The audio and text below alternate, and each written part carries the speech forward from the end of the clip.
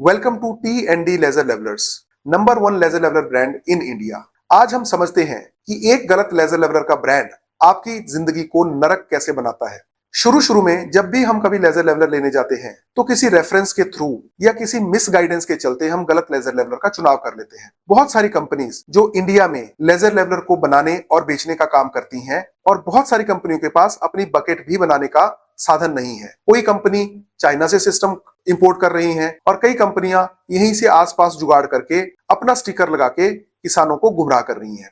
जब कभी भी आप इस तरीके का कोई लेजर लेवलर अपने घर लेके आते हैं तो चांसेस है कि वो भरे सीजन में आपको धोखा देता है। कभी बकेट फट रही है, कभी हाइड्रोलिक्स लीक हो रहा है, कभी उसका डीसीबी नहीं चल रहा है और मोस्ट ऑफ द टाइम आपका इलेक्ट्रॉनिक सिस्टम आपका साथ नहीं देता है। कभी तारों के नीचे नहीं चल रहा है, कभी हाई टेम्परेचर में आपका साथ छोड़ रहा है। होता क्या है कि जब भी हम कहीं काम करने के लिए जाते हैं और हमारा लेजर लेवलर खराब होता है तो उसके दो मेजर इंपैक्ट होते हैं। एक, फाइनेंशियल लॉस। अगर हम फाइनेंशियल लॉस को समझें तो लगभग हमारा जो लेजर लेवलर सीजन में चलता है वो 20-22 घंटे, 24-24 घंटे हमारे किसान भाई लेजर लेवलर को चलाते हैं। 1000 रुपया भी एक घंटे का अगर हम कैलकुलेट करें तो 20-22-24 हजार रुपया तो वही लॉस हो गया। ऊपर से ट्रैक्टर, ड्राइवर की दिहाड़ी और जो कस्टमर का लॉस है वो उसको तो किसी ने कैलकुलेट ही नहीं किया। जिस गांव में जब भी हमारा लेजर लेवलर खड़ा होता है उस गांव की और लोगों की जो बुकिंग्स होती हैं वो भी कैंसिल हो जाती हैं। लोग कहते हैं अरे भैया तुम्हारा तो लेजर लेवलर ही नहीं चलता, तुमसे काम कैसा करवाना। लेजर लेवलर की सटीकता और जो पानी लगता है वो तो बात की बात है, लेकिन आज ही अगर लेजर लेवलर नहीं चलेगा तो तुमसे कोई काम क्यों करवाएगा।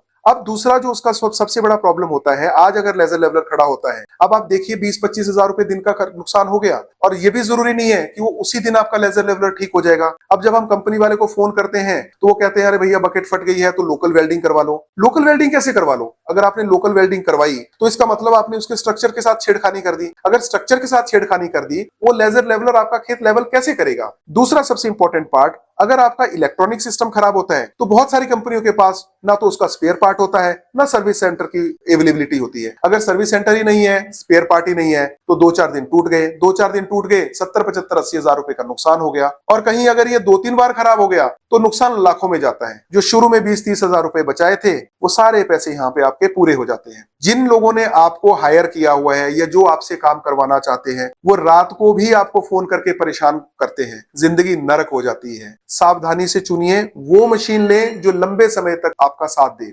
टी&डी में जब हम बकेट बनाते हैं तो ये पहला एक ऐसा यूनिक डिजाइन है जो बेंडिंग बेस है, वेल्डिंग बेस नहीं है। बेंडिंग बेस का मतलब होता है कि अगर आप हमारी बकेट को ध्यान से देखेंगे तो उसमें वेल्डिंग बहुत कम है, बेंडिंग ही बेंडिंग है। बेंडिंग से आपके स्ट्रक्चर को मजबूती मिलती है, मजबूती मिलने के कारण आपके टूटने के चांसेस बहुत कम हो जाते हैं। इलेक्ट्रॉनिक सिस्टम की अगर हम बात करें तो सारे किसान भाइयों को पता है कि केवल एक ही कंपनी है जो इन हाउस लेजर लेवलर का इलेक्ट्रॉनिक सिस्टम बनाती है। हमारे ट्रांसमीटर्स हो, हमारे रिसीवर्स हो या हमारे कंट्रोल पैनल्स, हर एक सिस्टम को टी&डी इन हाउस मैन्युफैक्चर करती है।